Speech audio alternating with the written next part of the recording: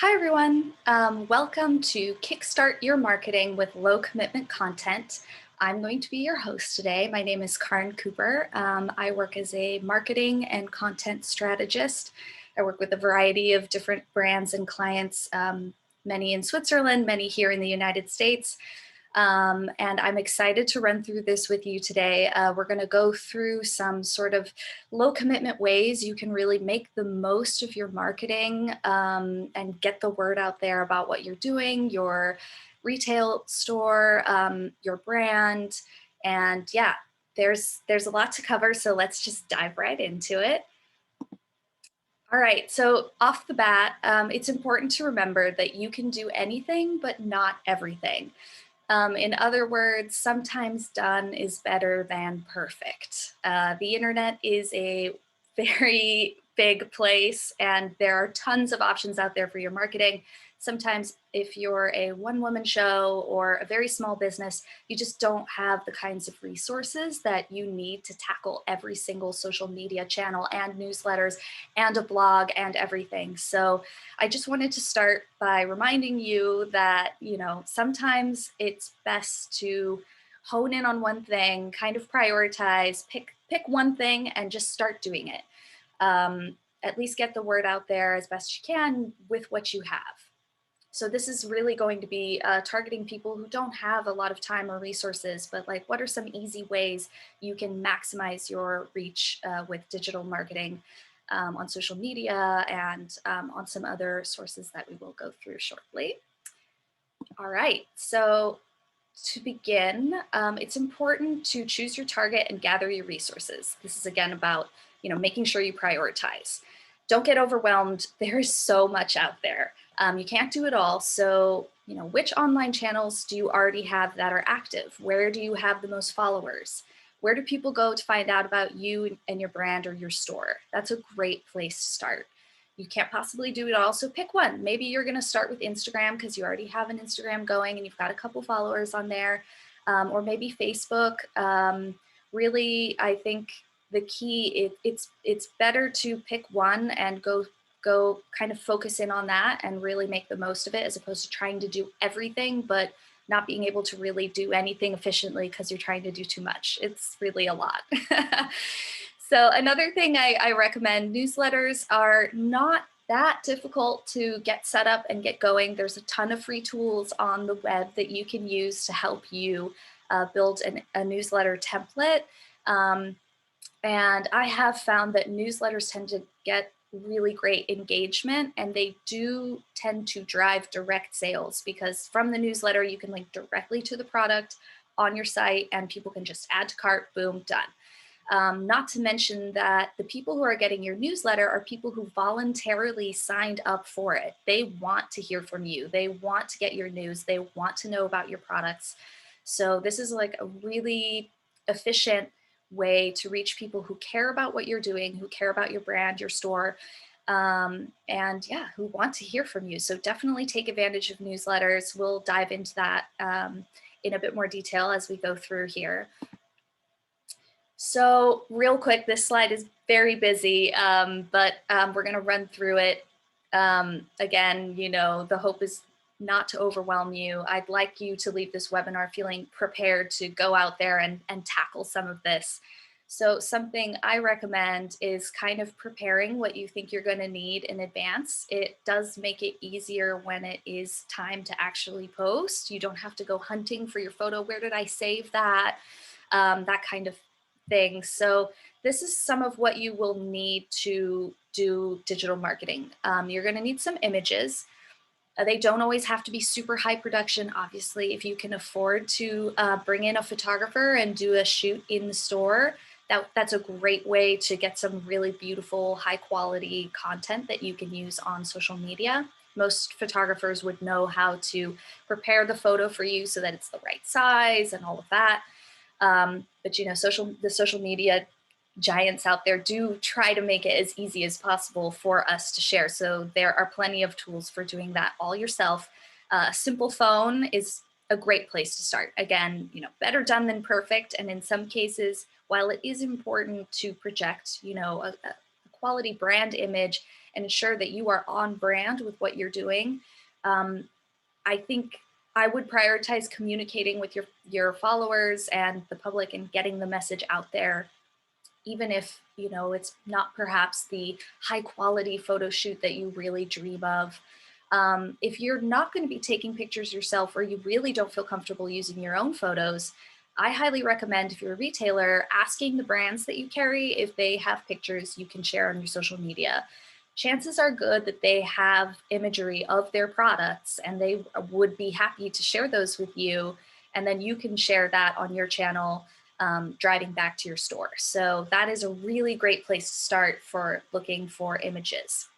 You can also use quotes, inspirational quotes, kind of like what I had at the first slide of this presentation, or even customer reviews. I linked to a couple different tools here that you can use to create these posts very easily. You can take a tweet, plug it into Buffer, the Remix app, and it will generate a post for you that includes the tweet and is like ready to be shared on Instagram or on Facebook.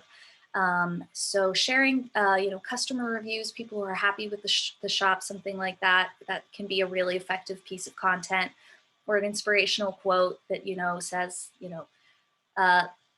love yourself today, come see us for a fitting, or something like that. I mean, you really don't have to go, it doesn't have to be crazy complicated. It can be really simple. You're also going to need a little bit of text for your post or your caption. Like on Facebook, you can do a text only post. You don't even have to post a photo if you don't want to, although posts with photos do tend to get better engagement. And of course, a little call to action. That's, what do you want people to do with this post? Leave a comment is a great call to action. Come see us in store today. We're open until 5 p.m. Also a great call to action. Shop now, click the link. Great call to action. So that's something to keep in mind. I'm going to be showing you examples of all of these things as we go through. So yes, and then also the link, this is important. A lot of Instagram, for example, doesn't allow you to easily directly link to a product from a post or a website, or you can't direct traffic outside of Instagram very easily. However, there on a lot of other channels you can. So when you have the opportunity to include a link that you want people to visit, do it. People will click the link, especially if you say, click the link to find out more, or click the link to shop now. I mean, it sounds a little silly, but it really does work. People do, that call to action does resonate with people. And then of course, hashtags, they are really important on Instagram. It's how a lot of people will find your channel, find your posts. They're a little less necessary on Facebook and Pinterest, but they can't hurt. So if you are doing, pulling some hashtags out, you can include them for your Pinterest posts, for Facebook posts, and they certainly, hashtags are a really important part of the social network and kind of all the images and content that's out there. It's a way it gets classified and makes it searchable. So something I highly recommend is keeping all of that stuff in one place. You can have one folder on your desktop computer, and you can, email the photos to yourself when you're ready to post if you're posting from your phone. But so I recommend saving all of your pictures in one place. Anytime a brand sends you more pictures, then you know exactly where to save them. And when you need a picture, you know exactly where to look. It will save you time in the long run. So you can even have subfolders. You can have a folder that says marketing pictures. And then inside you can have subfolders by brand name or by product type to make it really easy for you to find what you need when you're ready to post. Another thing I recommend for clients that don't have a big team working and are kind of just trying to do everything themselves, sometimes just having one Microsoft Word document or a Google Doc if you don't have Microsoft Office. It's just a text, kind of a dump, where you can take any you come across a great quote, put it in there. You see a great hashtag that someone is using, you're like, oh, I need to remember to use that. Just put it in there. And then anytime you want to prepare a post for yourself, you can go back to that document and copy paste the information that's already in there into your own post. Also, when you're wondering, what am I going to post about today? You can go in there and say, oh yeah, I forgot we got that product in on Friday. Let's do a post about it. So a little bit of organization up front will save you time in the long run. It is something that I recommend doing. So choosing your target, obviously, like I said at the very beginning, there is a lot out there to choose from.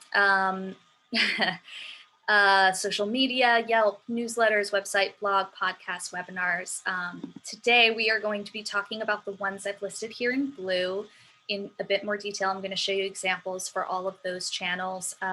There's obviously a lot you could, I think we could do a webinar on each one of these channels and best practices and content examples and everything. So, you know, we're going to try to run through kind of an overview of all of these high levels so that you can pick one and get started. All right, so now we're going to dive into some low commitment content tips, examples, and some best practices. So first off, starting with Yelp, I think we tend to kind of forget about it or don't think of it as a social network per se, but Yelp is super important if you have a retail store, if you have a physical location, Yelp is really important for you. So you're going to want to claim your business if you have not done that already. You need to add your opening hours, contact information, links. Again, all of this will drive back to your site, and Yelp can be a huge referrer of traffic. So if you have an online shop, definitely just double check your Yelp, make sure it's good to go. They've also added additional COVID guidelines where you can kind of indicate what sort of precautions you're taking in store to help create a safe shopping experience. I will show you an example of that in a moment. And, you know, start actively asking your customers to leave you positive Yelp reviews. If someone comes into the store and has a great experience and is like, thank you so much, I'm so excited about this new bra, say to them, you know, hey, feel free to leave us a review on Yelp. It really helps us out a lot. We'd really appreciate it. It's a small effort on behalf of the customer to do this for you. And I think especially in this time, your customers, especially if they're loyal customers and if they love your shop or your brand, they want to support you. They want to see you be successful. So it's not asking too much to just kind of a friendly reminder like, oh, feel free to leave us a review on Yelp if you were really happy with your service today. And that kind of pays off because other people will see it and it helps establish trust and confidence in potentially new customers. So here's an example of a Yelp page. You can see it's been claimed. You can see also, I think this is really important right now in times of COVID, that the hours were updated 1 week ago. So for me, if I come to this page, I'm fairly confident that the hours I'm seeing are the actual store hours, and I don't have to call you and make sure, are you open? So it's really good to just kind of communicate this up front. You have the link to the website, you've got phone number, directions, there are the COVID updates I was telling you about. All of this is going to, you know, help inspire confidence for shoppers who want to come in. Maybe they're nervous. I mean, it's kind of strange times all around, but yeah, don't forget about Yelp. It is a great tool if you run a brick and mortar business for helping get customers in there and talking about you. All right, Instagram, I'm sure we've all heard of Instagram, but some kind of best practices or things to keep in mind when you want to post on Instagram. You can't really make a clickable post very easily. There are ways you can kind of tag products and have shopping directly on Instagram. Again, getting into the nitty gritty of how to set that up is really best done kind of on a one-on-one basis, or, you know, there's plenty of tutorials out there on the web that you can look up to get that set up. So I'm not going to dive into the details of that. But what I will say is off the bat, make sure you're using the link in your bio. You can very simply just link to your website's homepage, or you can use something like Linktree or link in bio. If you Google those phrases, Linktree or link in bio, you will see what those are and how they work. I'm sure you've experienced them with a brand that you've maybe visited their Instagram and clicked on the link, kind of a sub menu pops up and you can navigate to different things. You can have a replica of your feed, but with clickable links. It's a really powerful tool. It's usually free to set up, and it is a way to kind of, have direct people coming to your Instagram to wherever it is you want them to go. Another great best practice for Instagram is don't hesitate to tag your brands, your partners, your products in your posts. So, if you are sharing this just in from brand XYZ, tag them, and then they will get a notification saying that they've been tagged in a post.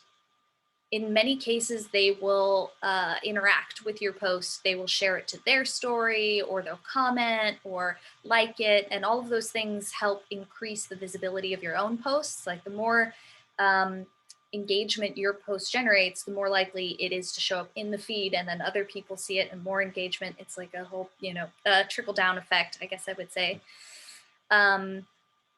Another key thing to keep in mind is those hashtags. Hashtags are essentially keywords. So if you're kind of struggling, like what kind of hashtag should I use? Think about like terms people might search for on Instagram. An example I can think of is like best bra. Someone might type best bra or best busty bra or comfortable bralette, even things like that. Anything that people would search for can be a good keyword. You can use very general ones like hashtag lingerie, hashtag bra fitting, hashtag support local business. And then you can also have some fun with them. For example, hashtag lingerie all day, or things, that bring a little sense of personality and humor into your post. And if you don't know really where to start with hashtags, look at what other people are doing. What are different brands doing? What are your competitors doing? That will definitely give you a place to start. Like I said, if you can copy paste those into a Word document, and then later you can reference them at any time really easily. So I highly recommend doing that. In terms of the caption, in many cases, you can keep it super simple. I'm going to show you some examples of that shortly. It can be one sentence. You can get more ornate, but don't stress yourself out about the caption. I think, again, at a certain point, like as you get more comfortable, get it out there. And as you get more comfortable, you can start really diving into, how can I improve my captions? How can I make them better? There's a lot of tools and resources and tutorials out there for it. I did include a caption editing tool here because Instagram doesn't allow you to have line breaks in the caption within the native app, and it's a bit frustrating. If you want to type a whole bunch of stuff, you don't want it all crammed up in one kind of difficult to read paragraph. So yeah, don't hesitate to use tools like that, once you get a little more comfortable with posting and you want to kind of take it to the next level. I use a tool called Later, Later, later.app, to schedule posts on Facebook and Instagram, and it allows you to edit the captions, and when you copy and paste the caption into your post, it keeps all the line breaks that you put in. So that's the way I go about doing it. But there are many, many different ways to go about doing it yourself. And of course, don't forget about stories. They're really fun. They're kind of low commitment because it's a little more DIY. They only stick around for 24 hours. So, if they're not perfect, it's okay. And if they are perfect, you can save them to your story highlights. I'll show you an example of that in a moment, so that they can live on a little bit longer on your page. So now we're going to dive into some examples. This is a post that I thought was great. You can see the tag. There's a tag down here on the bottom left, and the caption is super simple. Captions: Valentine's Day is around the corner, and a kissy emoji. It's great. It's like sometimes you don't need to do more than that, just get the message out there. I feel like this photo speaks for itself. It's a beautiful piece. So, I just wanted to really show you an example of you don't have to go crazy. I mean, I would have added a few hashtags in here. I think that would be a good way to kind of, give this an extra boost, but it's not the end of the world if you don't. It's best practice, but again, done is better than perfect. So I think this is a great example of a post just kind of getting out there, keeping it simple, making it happen. All right. Here is a kind of a close-up of the page. You can see at the top, there's a little description of the store, the link to the website, and then those circles down there, those are story highlights. On your own Instagram page, there should be a little plus there if you haven't used this feature before. So you can just, when you're on Instagram, you click the plus button and it will show you all of the stories you've posted in the past that are no longer visible, and you can select which ones you want to add to a highlight. So, you can do one even that's customer reviews, and it's all just like a photo of a happy customer leaving the store with their bag in hand, something like that.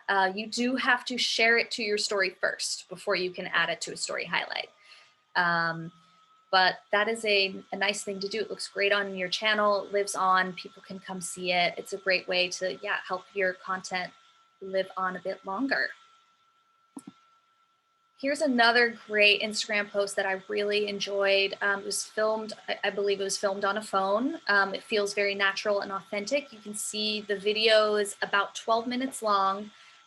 She's running through kind of what's new in the store for Valentine's Day, holding up each item. She holds it up kind of close to the camera so you can see the details of the lace and the clasp and things like that. I did include a link to the video, but I highly recommend checking this out.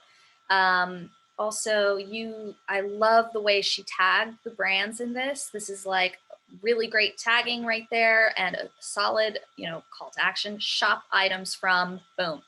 And it's like I think this is a great post, and it's just an example of something you can easily do when you get kind of new arrivals in the store, or if you have some inventory that you are trying to push, or maybe you're having a sale, something like that. This is a great way to post about it on Instagram and other channels. This is another great Instagram post. I really like this one. On the left is the photo, on the right is the caption. There's a lot going on here, but this is really, really strong content marketing in my opinion. On the left, you can see that they do have shopping enabled on their channel. So they've tagged the product. Really great best practice if you have that set up on your Instagram and on Facebook, because they're connected. That is really good best practice to do that in your posts. Makes it really easy for people who go like, oh my God, I want that, click. As you can see in the caption here, it starts out with a really personal message, wishing everyone a great day, explaining the purpose of the post. We've got some new arrivals. We're thrilled to share them with you. Tag the brand, explain kind of some of the product benefits, like what you can expect from this product, which is beautiful. And then I love this at the end, don't forget, all month long, we are accepting donations of gently used bras to benefit this local organization. Receive 10% off your next bra, or 5, we won't judge, just for donating. I love this. It's everybody wins in this situation, because not only are they as a store able to donate gently used bras to an organization that supplies people in need, but you can also talk about that, and it gives you a reason to post on your channel saying, don't forget, we're doing this amazing collaboration, it's for a good cause. And on top of that, this specific collaboration will bring people in store because they're going to be coming in to donate their gently used bras for the cause. And it's always great to get people in the store, seeing what you've got. So yeah, I love everything about this post. I think it's really strong. And hashtags, I believe in this post, the hashtags were posted in the first comment. That is something a lot of brands will do. Instead of including the hashtags in the main caption, they'll leave the first comment and put all the hashtags in there. They're different approaches. I think, some people would argue for one way, some people would argue for the other. I think as long as you're including hashtags in your post, that's a good way to go. Also, you need to include, if you're going to include the hashtags in your caption, make sure you do it right off the bat. You can edit captions after the fact, but adding in hashtags after the post has already been published does not have the same effect. It has to be hashtagged when it is published. that is the best way to optimize use of the hashtags. All right, moving on. Facebook. You can use direct links on anything you post in Facebook, so I recommend taking advantage of that. You can also post just text, meaning you don't have to use a photo if you don't have a photo, or say you get a bunch of new arrivals, you haven't had time to photograph them yet, you can still post something like, new arrivals just in, photos coming soon. If you want to be the first to see them, come see us. We're open until 6 today. Really simple, to the point, but you're reaching people and getting your message out there. And again, I think that, with all these tools out there available, like, just do it. Okay, stories also on Facebook has stories, and they do reach a lot of people. You can cross, if you post a story to Instagram, if your Instagram account and your Facebook account are connected, you can publish once to both of those channels. I do recommend doing that. But again, yeah, stories are very low commitment because they disappear after 24 hours and won't stick around to haunt you if they are not perfect. And then I'm going to show you an example of this in a moment. You can team up with brands or other local stores to hold raffles or giveaways. These tend to garner a lot of engagement from your followers. It's a very effective tool. And you can look at how other people have done the giveaway to do one yourself in terms of terms and conditions. How do you pick the winner? All of that stuff. So that is kind of a fun thing that you can do as well. You can also do that on Instagram. The example I'm going to share with you was published to Facebook. So first, just to start, a couple posts here that I think are great. You have here on the right, up to snow good. I got 99 lingerie sets and I can't choose one. It's funny, it's relevant. It's been snowing like crazy. They're located in Washington, D.C., so this is super relevant, and really timely.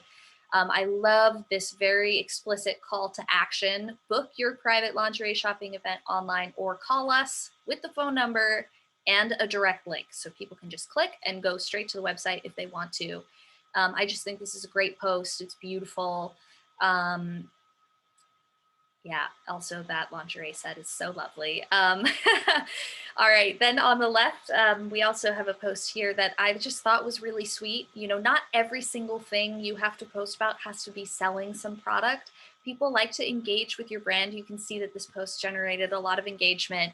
Our staff has been known to stash a pen or two in there from time to time. What else have you found in your bra after a long day, either by surprise or on purpose? I thought that that was just really cute. It's a quote, and they have their logo at the bottom.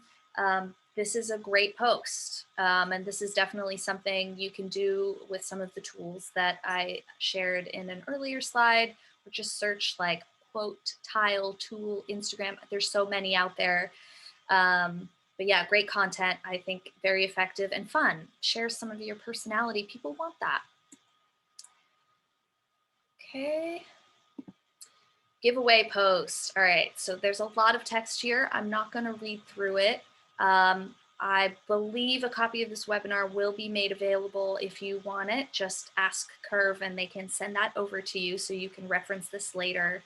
But on the right is the photo, on the left was the caption. And what I love about this is 40 Winks partnered up with a bunch of other local businesses, and they each put something into the giveaway pot, and the winner gets to win all of those things.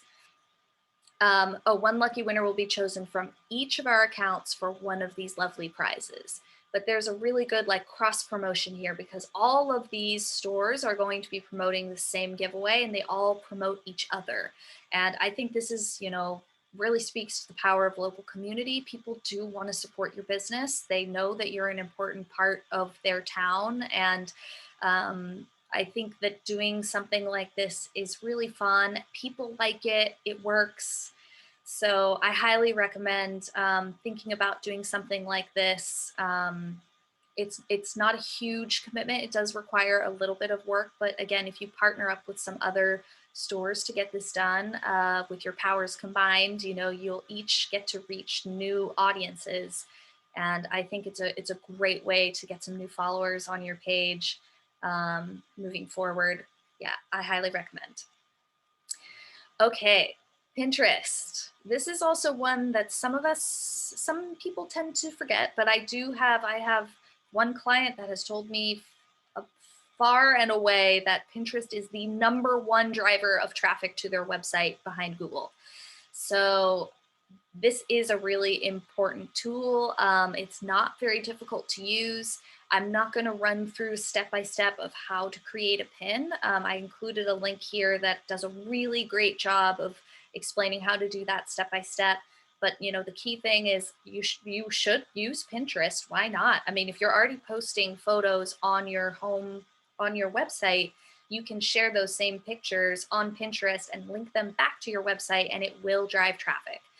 Pinterest is a very powerful driver of traffic, and the pins live there forever. So as long as the pin is up there, it will continue to drive traffic potentially for years to come. So that's really great. It doesn't sort always in the way the feed works is not the same as Facebook and Instagram, which are a lot more time, most recent posts up top. Pinterest works a little differently, and it has longevity that really pays off in the long run. So definitely check that out. Again, you don't have to do all of these things. I wanted to give you a little kind of overview of each one. If you're not doing any marketing or are feeling like you're not doing enough, you can just pick one of these and start small with that. And if you start to feel comfortable with that or feel like you have more time, you can pick a second one to work on. But okay, so Pinterest, make sure that the title of your pin is relevant. You don't want to be clickbaity, like you don't want to say, click the photo for more in the title. Pinterest doesn't like those kinds of titles. I would, say beautiful bra set by insert brand name here. That is a great relevant title. Sometimes mentioning the color can be helpful as well. And use the link feature to drive traffic back to your website. This is what it's for, and it will work. It does work. Here's an example of a Pinterest page. As you can see, they've got quite a lot of followers and a ton of monthly views that are generated from their Pinterest page. So, I mean, yeah, Pinterest is a free tool. There are, of course, ways to give them money if you want to, but even the basic features, even the free basic features are great, and it's very powerful, and I highly recommend looking into it. Okay, newsletters. This is one of my favorites because I find them to be extremely effective. It can be a little bit more work up front because you have to create your first initial template, but once you've created your template, it's really easy to recreate emails using it, and they always look great and they're consistent. I work with MailChimp, but there are a ton of different newsletter tools that you can use that give you templates already built into it or make it really easy for you to create your own template. You don't need to know coding or any of that stuff. They make it pretty easy for you to create a good looking email and to manage a list of contacts. And choose who you send them to.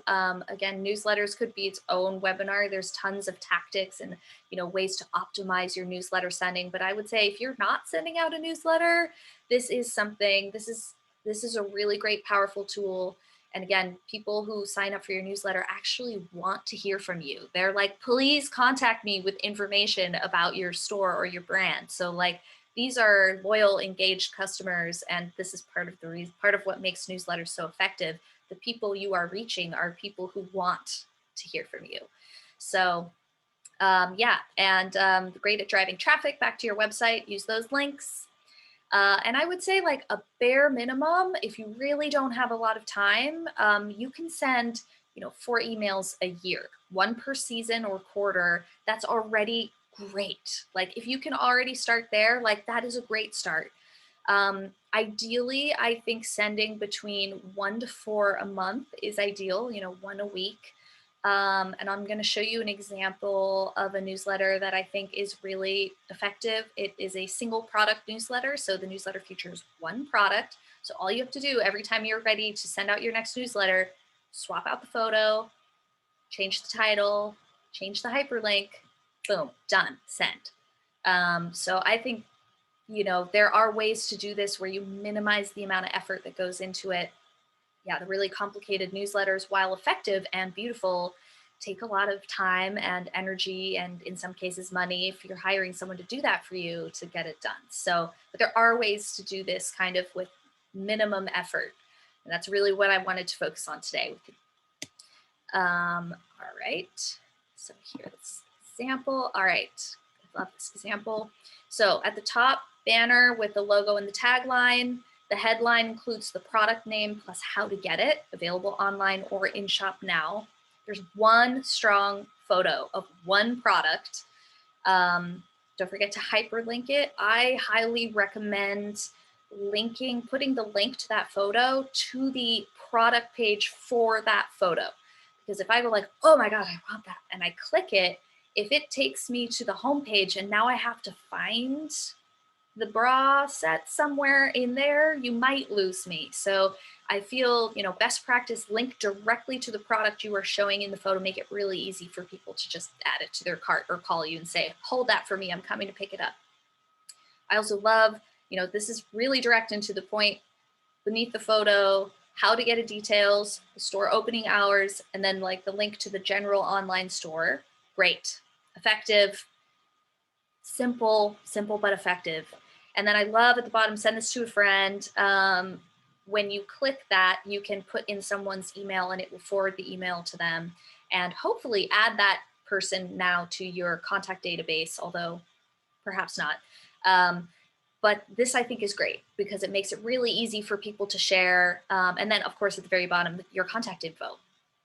This is a really great basic structure email that I think anyone and everyone could and should use, that doesn't require, once you've set up this template once, every time you just replicate the email and just swap out those couple details and you got yourself a newsletter. So, I'm going to show you here also a couple. So here are two more of that same template with a different photo and a different header. So you can see it's, this I think is like really effective. You don't have to go crazy. You don't need 50 products in every newsletter that takes you a whole day to put together. You can keep it short and sweet. You don't need to describe every detail of the product. Sometimes the photo speaks for itself. So yeah, I think this is a really great strategy here. And for anyone who doesn't have a newsletter, taking an approach like this is a great place to start. I would highly recommend considering that. So kind of as we went over a couple different channels and kind of some things that you can do there. I have done another webinar with Curve last year where we talked about creative storytelling in the lingerie industry and really dove into what do I post about? Where do I start? Where do I get ideas for posts? So I'm not going to go too deep into it, but I included some of that here. If you don't know what to post about or you're feeling a bit lost, these are some ideas of things you can share on your social media channels or in your newsletter. So evergreen content, the reason it's called evergreen is because it like never goes out of style. Or I guess a better way of saying that is it's never out of season. So it could just be, the perfect t-shirt bra. You can post about that anytime of day, any time of year, and that post is relevant. So that's kind of evergreen content, is something that's not really tied to a specific holiday, or it's not necessarily a new arrival, but say it's like a classic product that you always carry in your store. Maybe it's one of your best sellers, like that is something you can post about at any time. And you can even kind of prepare some of that stuff in advance. And then whenever you're like, oh, we need something to post this week. Oh, let's post about that. That luxurious panty set that we've been selling for the past 5 years in our store that everyone loves. So anyway, that's evergreen content. You can also highlight products you have in stock, or if you need to push certain inventory. I have found that, if you're like, okay, we need to get this bra out the door, feature it in your newsletter. Next thing you know, that bra starts popping off the shelf.